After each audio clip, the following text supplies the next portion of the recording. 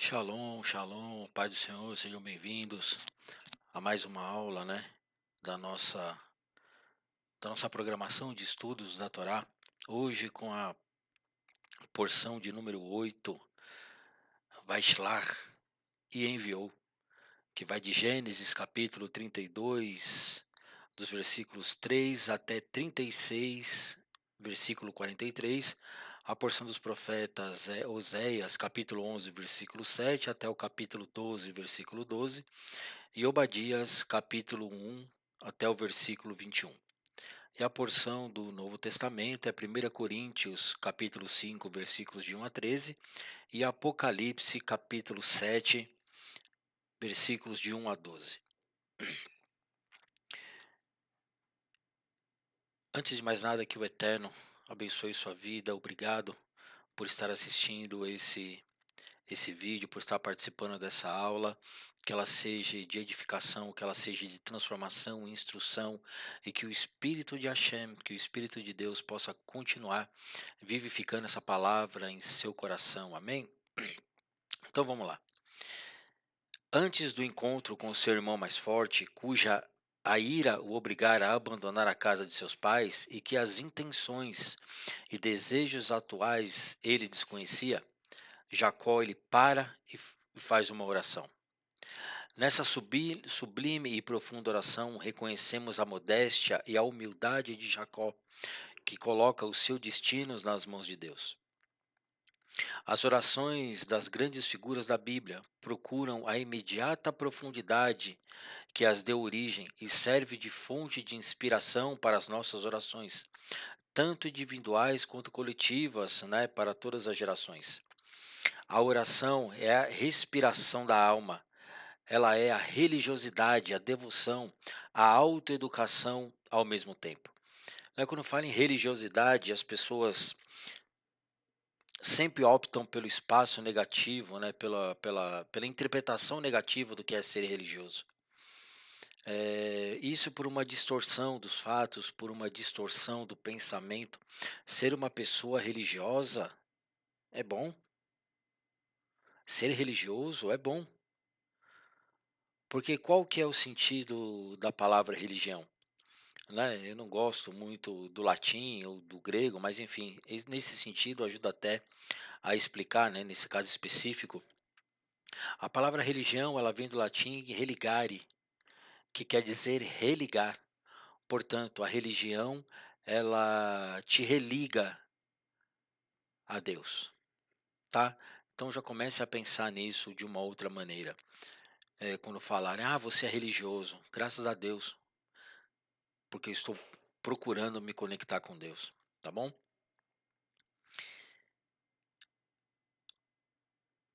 Rabi Yehudá, um rabino, ele começa uma discussão sobre a boa inclinação e a má inclinação, os dois anjos que constantemente permanecem ao lado do homem. Quando o homem é virtuoso, a inclinação para o bem ganha. Aliás, quando o homem é virtuoso, a inclinação do bem ganha domínio sobre a inclinação do mal, e o lado direito prevalece sobre o esquerdo. O outro rabino, Rabi Eleazar, então fala da Sheriná e das legiões de santos anjos que protegem Davi do rei de Gate e Jacó quando ele foi libertado de Labão.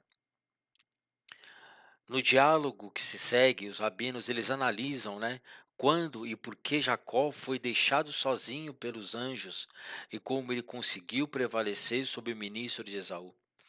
Finalmente, Rabi Shimon explica as ações de Jacó ao enviar um bando de anjos a Esaú, a fim de provocar uma reconciliação em cumprimento ao versículo: melhor é aquele levemente estimado. Quando sabemos que uma ação específica é positiva e o nosso melhor interesse, outra voz lá dentro inevitavelmente nos fala para fora dela. Quando sabemos que um determinado comportamento ou ação é negativo, algo nos impele a nos engajar nele de qualquer maneira, mesmo que realmente não queiramos. Estas são as inclinações do bem e do mal em ação. Nós devemos reconhecer esses dois impulsos como vozes distintas, lutando pelo controle sobre o nosso comportamento.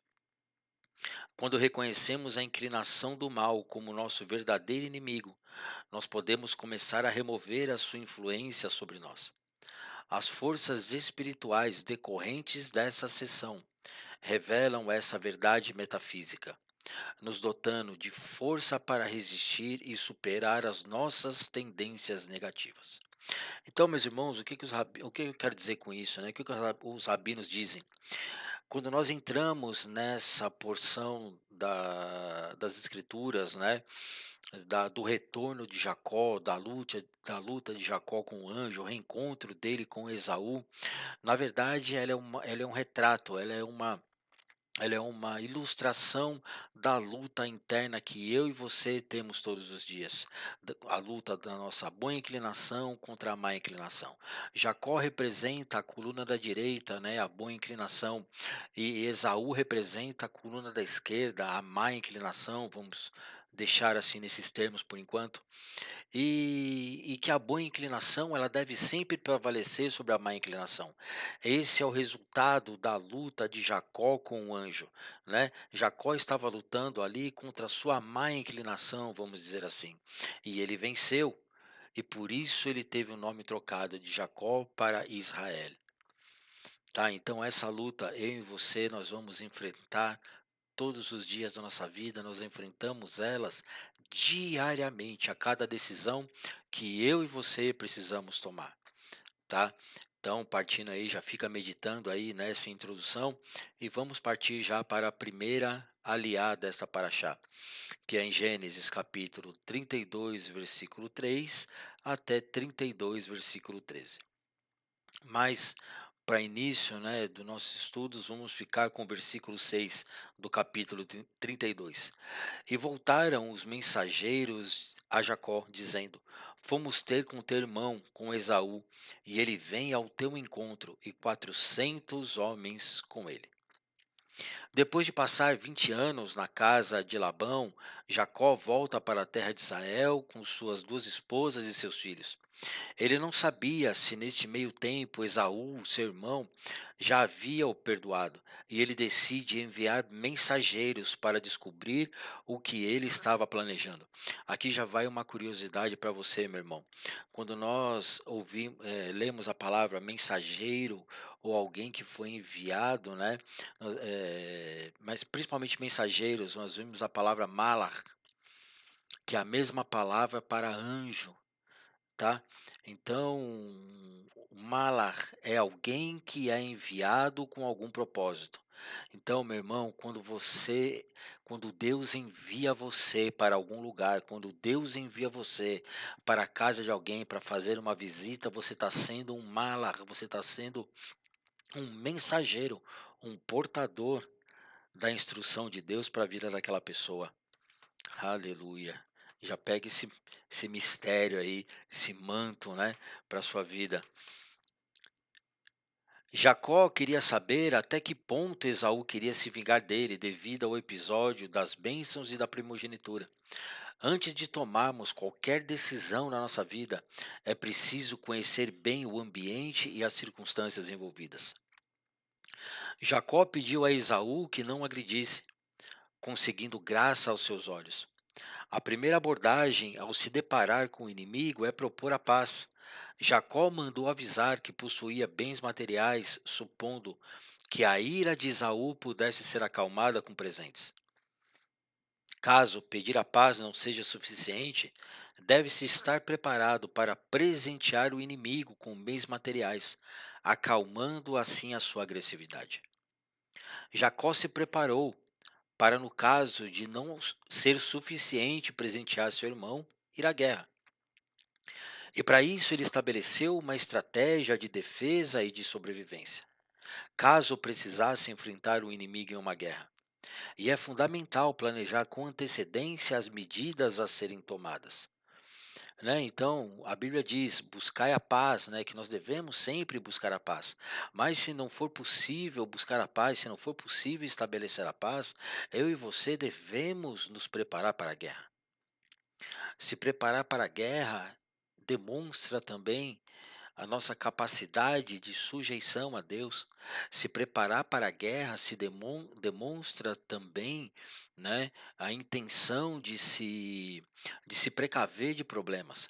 Se preparar para a guerra, né, é uma obrigação que eu e você temos que ter todos os dias.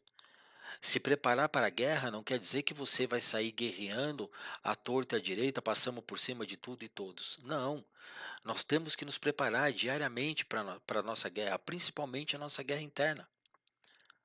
Então não se engane, meu irmão, as batalhas do dia a dia, né, as dificuldades que nós iremos enfrentar, nós temos que estar preparado para elas. É muito melhor você estar preparado para uma guerra e essa guerra não acontecer, do que você não estar preparado e essa guerra acontecer. Né? Então já se lembra aí, já fica o conselho para a sua vida. Fique sempre preparado para o dia ruim, porque quando ele acontecer, você não vai se espantar. Amém? Jacó se lembra que para ser cumprida uma promessa divina de uma prole numerosa, será necessário que ele sobreviva a esta crise. Nós devemos procurar manter a serenidade nos momentos de crise, sabendo que Deus fará conosco aquilo que ele planejou e que sempre será o melhor para nós. Jacó conhece, né, os benefícios que Deus lhe fez, pois ele possuía somente um cajado quando atravessou o Jordão, e agora sua riqueza chegou ao ponto de comportar 2 acampamentos. Ele sentiu que não era merecedor de tudo isso. E nós devemos ser humildes e reconhecer que Deus frequentemente nos dá muito mais do que nós achamos que merecemos. Então, se a gente for aplicar isso para a nossa vida, né, o que, que realmente nós merecemos? À luz das Escrituras, o que nós merecemos é a condenação e a morte, simples assim. Mas Deus, pela sua bondade, através dos méritos, através do sangue de Cristo, né, Ele tem misericórdia com nossas vidas. E acaba nos recompensando de alguma forma pelas boas ações que nós cometemos, pelas boas ações que nós fazemos durante a nossa vida. Né? Então, o sistema de Deus de ação e recompensa, ele é muito justo. Se nós fizermos boas ações, nós seremos recompensados por ela. Se fizermos más ações, nós também sofreremos as transgressões que elas, eh, que porventura a gente mereça. Mas mesmo assim, quando nós somos castigados, Deus ele nos castiga infinitamente menos do que aquilo que nós merecemos. Então, já começa guardando isso aí no seu coração, né? Que mesmo nos problemas, mesmo nas tribulações, Deus é bom. Deus, ele nos ajuda a passar por esses problemas. E ele sempre quer o melhor para nós. E quando nós tivermos, né, que enfrentar um inimigo, nós precisamos manter a serenidade e sondar bem a situação. Se possível, a gente tem que procurar uma solução pacífica, né? E caso não seja aceita, nós devemos fazer como Jacó, presentear o inimigo de alguma maneira para aplacar a sua ira. E caso isso não seja possível, então nós devemos nos preparar para a luta, planejando cuidadosamente os passos que serão dados. E Jacó ele se preparou para a guerra de 3 formas. Primeiro, ele rezou, ele orou para Deus. Por favor, Hashem, salva-me das mãos do meu irmão Esaú. Ele não age como um irmão, mas como uma pessoa perversa, e ele está vindo matar a todos nós. Depois, ele preparou um presente. Jacó pensou: vou mandar para Esaú um presente caro. Talvez isso melhore o seu humor e ele seja amável comigo. E a terceira atitude de Jacó: ele se preparou para a batalha e ao mesmo tempo planejou como escapar. Ele dividiu as pessoas em 2 acampamentos, dizendo: se Esaú lutar contra um acampamento e ganhar, o outro acampamento terá tempo de fugir. E aqui nós aprendemos, né, e que em uma emergência, além de rezar, além de orar, a gente deve fazer o que puder para salvar as nossas vidas. Você entendeu? Então, quando a gente entra em uma situação de perigo, é orar e salvar a nossa vida, é orar e fazer com que a gente, né, tenha condições de salvar a nossa própria vida. Jacó luta com o anjo à noite. Naquela noite, depois que a sua família chegou a salvo do outro lado do rio Jaboque, Jacó atravessou de volta o rio porque ele havia se esquecido de alguns de seus pertences, ele havia esquecido alguns jarros. De repente, ele foi atacado por alguém que parecia ser um homem. Na verdade, era um anjo, o anjo de Esaú, que Deus havia enviado para lutar contra Jacó. Jacó se defendia, mas o anjo continuava tentando derrubá-lo. Os dois lutaram a noite toda. Próximo ao amanhecer, o anjo viu que a Shekinah, que a glória de Deus estava com Jacó, o protegendo, e que ele não iria conseguir derrotar Jacó. Mas o anjo conseguiu deslocar a coxa de Jacó, de modo que ele não pôde mais andar sem mancar. Quando o dia clareou, o anjo implorou a Jacó: Deixe-me ir agora, já amanheceu. Por quê? Perguntou Jacó. O anjo explicou: Eu sou um anjo de Hashem. De manhã eu tenho que estar no céu para cantar os louvores de Deus. Jacó respondeu: Eu não deixarei você ir até que você admita que eu estava certo em pegar a bênção de meu pai. Eu admito, disse o anjo. Ele acrescentou: Eu quero que você saiba que além do nome de Jacó, Deus agora está lhe dando um novo nome, Israel, que quer dizer: Você lutou contra o anjo bem contra pessoas e você venceu.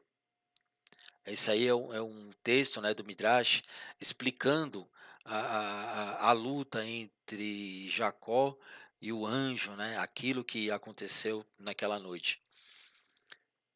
Por que que Hashem enviou o anjo de Esaú para lutar contra Jacó? A batalha entre Jacó e Esaú foi um sinal de uma guerra que estava ocorrendo no céu naquele momento. O anjo de Esaú argumentou diante de Deus. Esaú tem zerruiote, quer dizer méritos, maiores do que Jacó. Esaú costumava honrar seu pai mais do que qualquer um já fizera. Mais ainda, Esaú tem o mérito de viver na terra de Israel. E o anjo finalizou o seu argumento. Portanto, Esaú e seus filhos merecem governar sobre Jacó e seus filhos. O anjo de Jacó argumentou: Jacó é um justo, é um tzadik, e Esaú não. Assim Jacó e os seus descendentes merecem governar sobre Esaú e os seus descendentes. Olha, meu irmão, que fantástico essa passagem, né? O texto do Midrash explicando que a representação, né, da, da, da luta de Jacó com o anjo nessa terra era uma cópia, era uma expressão daquilo que estava acontecendo nos céus. Meu irmão, aqui já vai uma um mistério para sua vida, aqui já vai uma bênção para sua vida. Toda a luta que você passa, toda a luta que você está enfrentando, foi Deus que enviou um anjo para te testar, foi Deus que enviou um anjo para impedir que você prossiga, para que você mantenha a fé, assim como Jacó, para que você lute com o anjo e vença, para que você possa ser abençoado.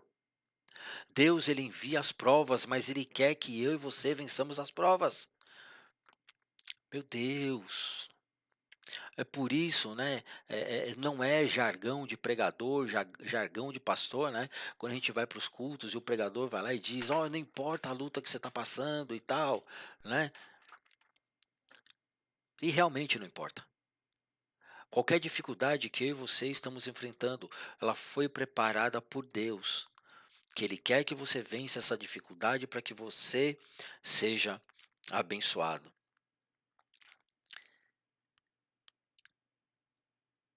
Deixa eu pular aqui algumas partes, porque a gente vai entrar em assunto de anjo, né? E ainda não é o momento para a gente tocar nesses assuntos. O medo de Jacó. Assim que Jacó ouviu que 400 homens de Esaú vinham ao seu encontro, Jacó teve medo e se angustiou. E com isso dividiu o povo que estava com ele. Jacó não sabia o que o aguardava, e o medo desse reencontro tem algo mais profundo. Existem vários métodos de interpretação bíblica. O Pshat, que é o nível mais simples, ou seja, é o nível mais literal, é uma análise textual do versículo. Aí você tem o segundo nível, que é o Remes, que é sugestivo, tipológico, né? Ele exige uma explicação mais ampla. Aí você tem o Drash, que é a comparação. É um método que usa vários outros textos como comparação. E o Sod, que é o culto, ou seja, é o sentido espiritual da passagem, tá? Esse é um método de interpretação chamado Pardes, que significa pomar. Pardes significa pomar. Tá, e é um método de interpretação rabínica que usa esses métodos, né, essas técnicas de interpretação para chegar a um profundo conhecimento, um conhecimento mais profundo do texto. Né, então se você perceber, o nosso método de ensino, eu começo falando sobre o nível literal, né, da passagem, e depois a gente vai subindo para os níveis mais místicos, né, para os níveis mais espirituais. Então é basicamente utilizando o mesmo princípio, tá? E dentro desse método, a gente vê aqui no texto o número 400, que em hebraico é Ve'arba Meot, e ele também pode ser escrito pela letra hebraica Tav, é a última letra do alfabeto. E é aqui que a coisa começa a ficar interessante.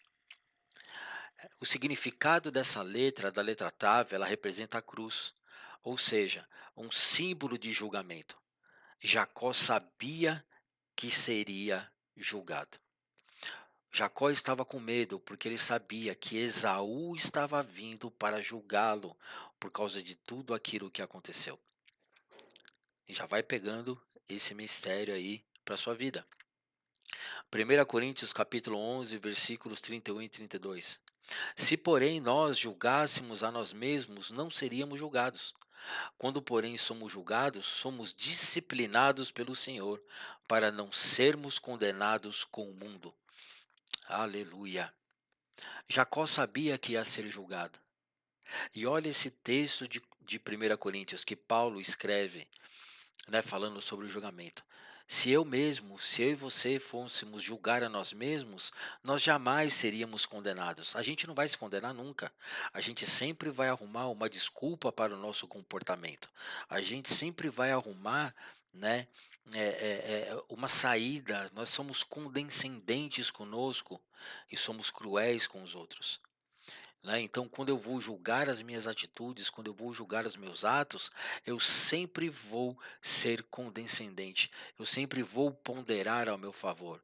Ah, eu agi desse jeito porque fulano agiu desse jeito comigo. Ah, eu falei mal de alguém porque alguém falou mal de mim. Ah, eu agredi alguém, eu discuti com alguém porque alguém começou a discutir comigo. Então nós estamos sempre buscando uma força de reação ao invés de dominar a situação.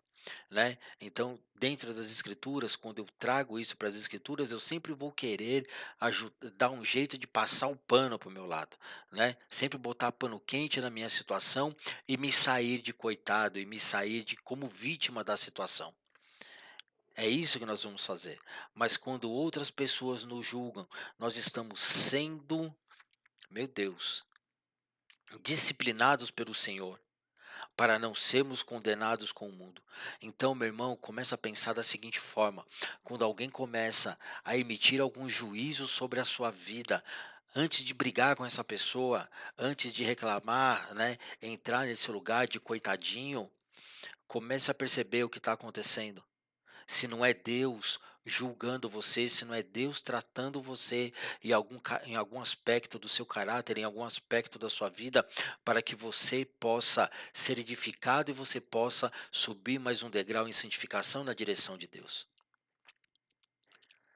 Quer ser espiritual? Então trate as coisas espirituais. Olhe com olhos espirituais. Aleluia. Já pega também, esse aí tem um mistério grande, hein? Um segredo profundo nessa passagem. O que nós podemos aprender, né, continuar aprendendo com esse versículo?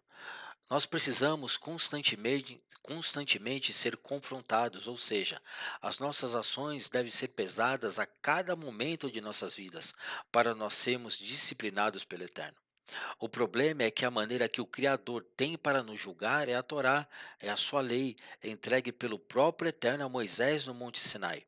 Ou seja, a lei não é de Moisés, a lei é de Deus. Tá? A gente tem o costume, a lei de Moisés, a lei de Moisés. Não, Moisés ele foi um grande legislador, ele foi um grande comentarista, né, da Torá, da Bíblia. Mas a lei foi dada por Deus, a lei é de Deus.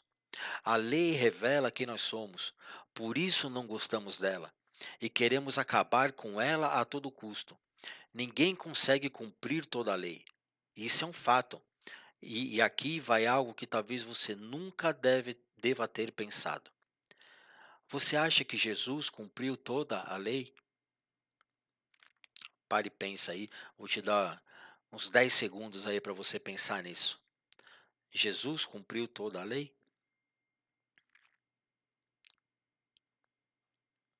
Se você se der ao trabalho de estudar a lei, você verá que nenhuma delas é impossível de ser cumprida.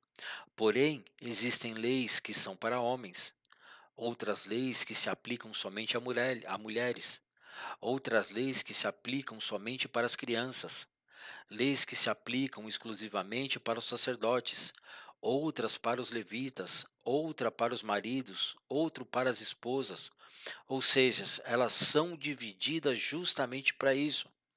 A questão é que nós colocamos tudo no mesmo pacote e decidimos jogar ele fora. Aqui eu aprendo que eu devo procurar cumprir aquilo que cabe a mim, ou seja, aquilo que Deus exige de mim. Jesus ele não cumpriu toda a lei. Ele cumpriu aquilo que cabia a ele cumprir. Primeiro, Jesus não era homem, então ele cumpriu os mandamentos que eram exigidos para o homem. Mas para o homem solteiro, que para o outro casado são outras.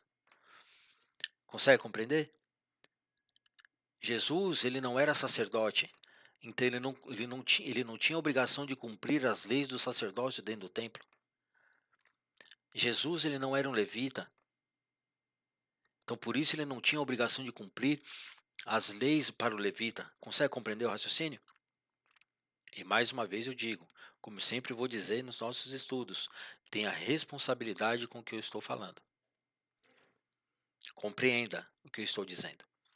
Tá? Jesus cumpriu aquilo que competia a ele cumprir.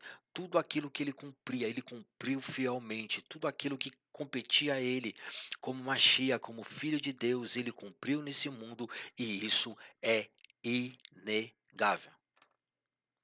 Não se achou pecado em Cristo, porque se ele houvesse pecado, ele não poderia ser o Cordeiro de Deus que tira o pecado do mundo. Simples assim. Então é isso que eu quero que você compreenda. As leis da Bíblia, as leis deoraita, né, como são chamadas, que vem da luz, né, luz. Esses mandamentos, eles não são impossíveis de cumprir. O problema é que nós não queremos, porque nós não queremos esse julgo sobre a nossa vida. Então, quando você tiver a oportunidade, e depois eu vou postar para vocês, né, uma lista com 613 mandamentos, né, que são possíveis de se cumprir, aliás, são possíveis de se cumprir não, os 613 mandamentos de acordo, né, com o Rambam, que foi um grande posquim, um legislador, né, que estabeleceu esses mandamentos, todos eles tirados da Torá, todos eles tirados da Bíblia, da palavra de Deus. Tá? E aí você estude cada um deles e você vai ver que realmente não há nada impossível. Então, o que que nós aprendemos aqui? Que eu devo procurar cumprir, né, com aquilo que cabe a mim, ou seja, aquilo que Deus exige de mim. Evangelho de João, capítulo 12, versículos 48 e 49. Quem me rejeita e não recebe as minhas palavras, já tem que o julgue. A própria palavra que eu tenho proferido. essa há de julgá-lo no último dia. Pois eu não falei de mim mesmo, mas o Pai que me enviou e me prescreveu tudo o que dizer e o que falar. Então, Evangelho de João, capítulo 12, versículo 48 e 49. Olha aí, o próprio Jesus dizendo: Olha, as palavras não são minhas, foi Deus que me deu essas palavras, e são essas palavras que vão julgá-lo. A Torá nos foi dada para que nós julgássemos a nós mesmos diante daquilo que o Criador exige de nós e não para julgar o outro. A grande questão é que sempre eu vou ser, condescendente comigo e severo com aqueles que estão à minha volta. Quando nós estudamos a Paraxá, Mishpatim, ela estabelece que nós devemos estabelecer juízes e policiais em nossas cidades. E o que que isso quer dizer? Que nós devemos estabelecer juízes e policiais para nós mesmos, ou seja, a cada momento eu devo julgar a mim mesmo de acordo com a lei. Então, meu irmão, você quer ter uma vida próspera, você quer ter uma vida sossegada, estude a lei, estude a Torá, veja aquilo que Deus exige de cada ser humano, de cada um de nós, e aí comece a julgar os seus atos, você mesmo. Comece a ser juiz e policial da sua vida. Comece a julgar as suas palavras, as suas atitudes diante da Torá. E aí você vai ver o que que acontece. Você vai se elevar espiritualmente. Meu Deus. A Torá, a Bíblia não é para julgar os outros, é para julgar a si mesmo. Quando eu e você entendermos isso plenamente, quando a igreja entender isso plenamente, você vai ver como as coisas vão mudar. Meu Deus.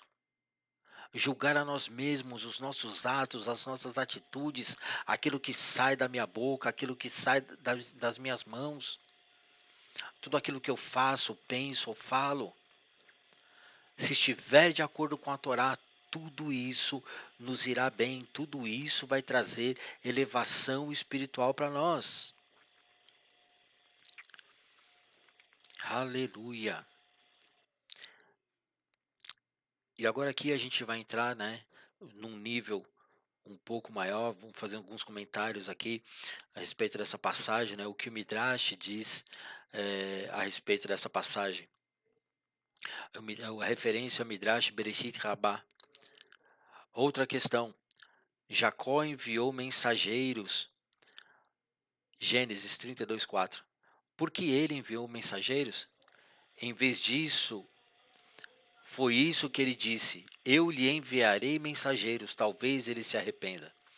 Ele disse a eles: Diga a ele, não diga que Jacó permanece como estava quando partiu da casa de seu pai, como está escrito.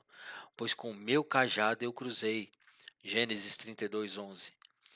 Ele lhe ordenou dizendo, aí vem Gênesis 32:5. Diga a ele, não diga que quando ele partiu de você, ele levou qualquer coisa da propriedade da casa. Em vez disso, diga a ele que eu adquiri tudo isso com o meu salário, através do meu esforço, como está escrito. E agora eu me tornei 2 acampamentos. No momento em que Jacó chamou Esaú de meu senhor, o santo, bendito seja ele, disse: Você se humilhou e o chamou de meu senhor 8 vezes. Enquanto você viver, eu estabelecerei 8 reis de seus descendentes antes de seus descendentes. Como está declarado, estes são os reis que reinaram na terra. Esses são os reis que reinaram na terra de Edom antes do reinado de um rei para os filhos de Israel. Gênesis 36:31. Olha que fantástico esse comentário, do Midrash a respeito dessa passagem. Nós lemos o texto bíblico errado, Nós lemos, e os humilhados serão exaltados, Mas não é isso que a Bíblia diz. A Bíblia diz os que se humilham serão exaltados. Aqui como Jacó se humilhou 8 vezes, chamando Esaú de meu senhor. Agora, quando uma pessoa te humilha, o que que você faz? Você quer partir para cima, né? Você que eu digo nós, né? O nosso primeiro instinto é partir para cima e dizer: olha, eu sou um filho de Deus, não fale assim comigo. Ou então a gente vai para a oração e começa a reclamar com Deus, né? Deus, eu sou teu filho, por que que ele falou isso de mim, né? O diabo se levantou. Mas se você tiver a interpretação correta, e se você se humilhar diante dessa pessoa, na presença de Deus, Deus ele vai te exaltar. Jacó chamou Esaú de meu senhor por 8 vezes, e Deus o exaltou de sobremaneira. Quando eu e você começarmos a nos humilhar verdadeiramente na presença de Deus, reconhecendo quem nós somos, reconhecendo cada irmão, cada ser humano como melhor do que nós mesmos, você vai ver como as coisas vão começar a mudar, como a nossa, como nós vamos passar realmente a ser humildes, quando a gente vai passar a ser, né, realmente mais parecido com Cristo. Cristo se despojou de toda a sua majestade para viver entre nós. Ele não usou, não tentou tomar o lugar de Deus. Ele não quis o lugar de Deus.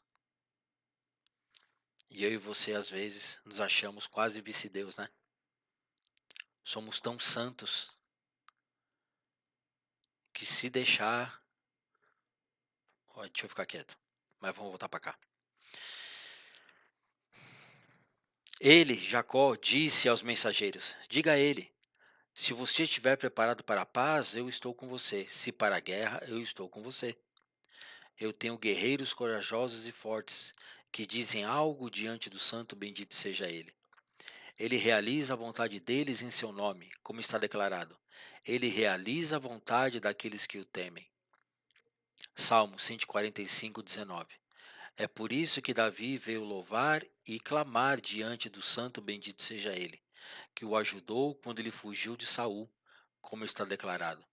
Pois eis que os ímpios armam o arco. Salmo de número 11, versículo 2. E o que está escrito depois? Se os fundamentos forem destruídos, o que pode fazer o justo? Salmos 11, 3. E disse diante dele, mestre do universo, se você tivesse se distanciado e abandonado Jacó, que é a coluna e o fundamento do mundo, como está escrito, o justo é o fundamento do mundo, Provérbios 10, 25, o que pode fazer o justo? Em relação a esse momento está escrito, uns em carros e outros em cavalos, mas nós invocamos o nome do Senhor nosso Deus. Salmo 20, número 8. Ele disse, se Esaú vier sobre um acampamento e o ferir, o restante do acampamento escapará. E Jacó disse, o Senhor de meu pai Abraão e o Senhor de meu pai Isaque, Deus que me disse, volte para a sua terra e seu direito de primogenitura, e eu o abençoarei. Gênesis 32, 10. Livra-me, por favor, da mão de meu irmão, da mão de Esaú, pois eu temo, para que ele não venha e me fira, mãe e filhos igualmente. Gênesis 32, 12. E ele disse, se Esaú vier sobre o acampamento e o ferir, naquele mesmo momento, nosso patriarca Jacó disse diante do santo, bendito seja ele, mestre do universo, está escrito em tua Torá, um touro ou uma novilha, ele e sua prole, você não deve abater em um dia. Levítico capítulo 22, versículo 28. Se este perverso vier e erradicar meus filhos e suas mães como um rolo de Torá, que você está destinado a dar no Monte Sinai, quem o lerá? Eu imploro a você, livra-me de sua mão, para que ele veio e me feriu, mães e filhos igualmente, como está escrito. Livra-me, por favor. Olha a oração de Jacó. Depois que Jacó se humilhou, né, chamando Esaú de Senhor por 8 vezes, ele faz uma oração a Deus, confiando em Deus, confiando plenamente que Deus era poderoso para o livrar, que Deus era poderoso, né, para cumprir as promessas que ele um dia havia declarado. Será que eu e você confiamos tanto em Deus assim? Será que eu e você muitas vezes não duvidamos mais do que acreditamos da palavra de Deus? A gente precisa voltar a confiar em Deus plenamente. Deus ele não mudou, o que mudou fomos nós. Nós é que mudamos a nossa maneira de pensar, a nossa maneira de agir. Nós mudamos, né, a maneira eh, eh, eh, como enxergamos as coisas, queremos enxergar as coisas através da nossa experiência pessoal, né? Queremos medir tudo com a nossa régua, quando a única régua que nós deveríamos usar é a Torá, era a Bíblia. Ah, eu acho isso, eu acho aquilo. Meu irmão, eu costumo dizer que quem acha não sabe nada.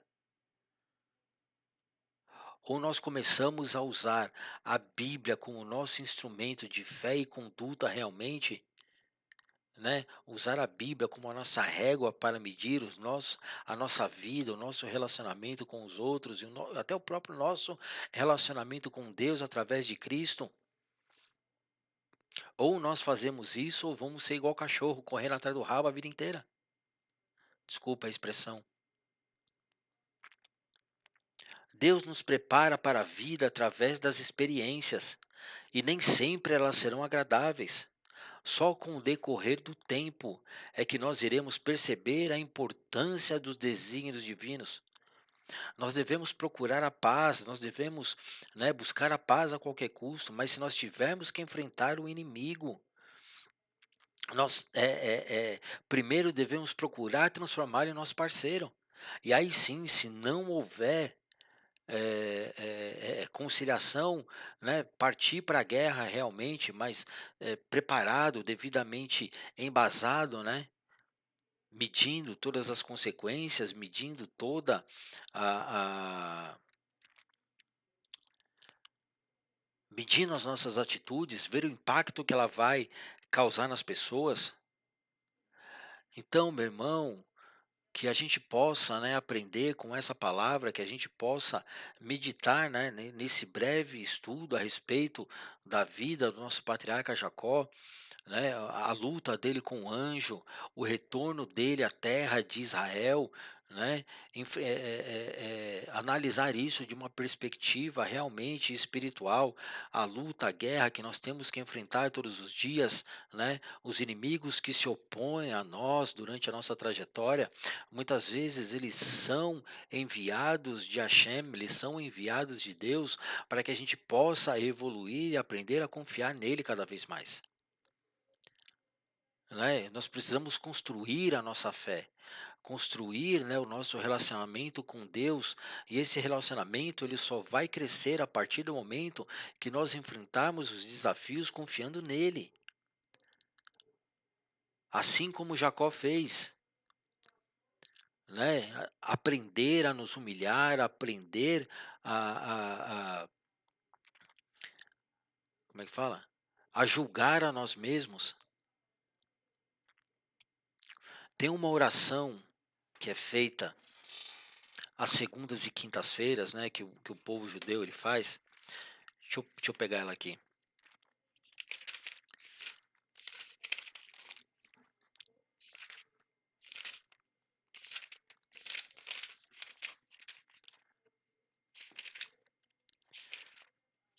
Para quem não sabe, né, o povo judeu ele tem, né, os nossos irmãos judeus, porque eles são nossos irmãos, né, em Cristo.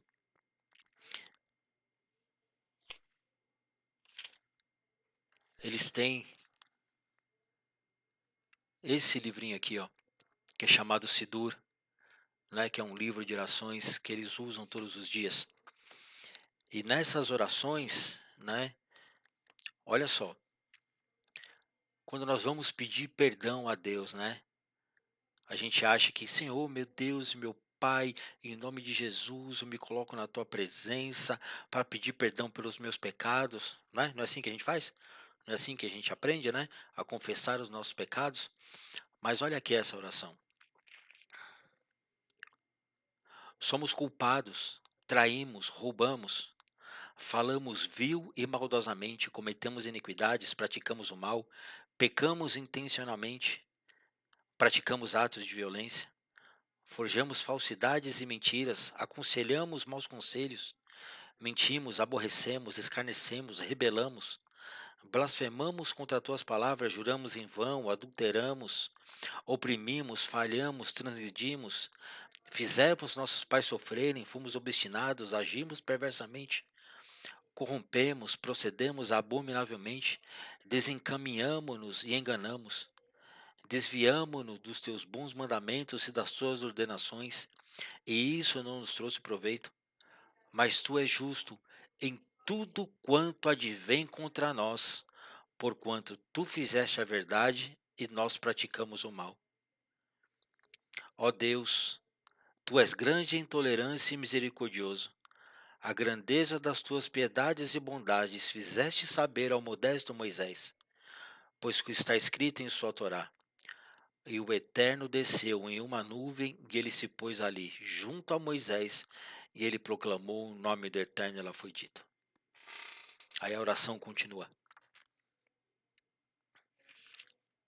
Essa é uma oração chamada vidui, que é confessar. Será que eu e você já confessamos nossos pecados dessa forma? Veja bem a oração. A oração é: olha, o meu irmão pecou, o meu irmão errou, o meu irmão caiu, o meu irmão transgrediu, o meu irmão fez isso, o meu irmão fez aquilo, o meu irmão adulterou. Não. Nós pecamos, nós fizemos, nós roubamos, nós transgredimos, nós fizemos nossos pais sofrerem, nós fomos obstinados, nós transgredimos a tua palavra. É nós. O pecado é nosso. O Pai é nosso. Pense nessas coisas, meu irmão, e que a palavra de Deus possa continuar vivificando o seu coração. Que o Senhor te abençoe e te guarde. Que o Senhor resplandeça o rosto sobre ti e te agrecie. Que o Senhor tenha misericórdia de ti e ponha em ti a paz. Amém? Até a próxima aula.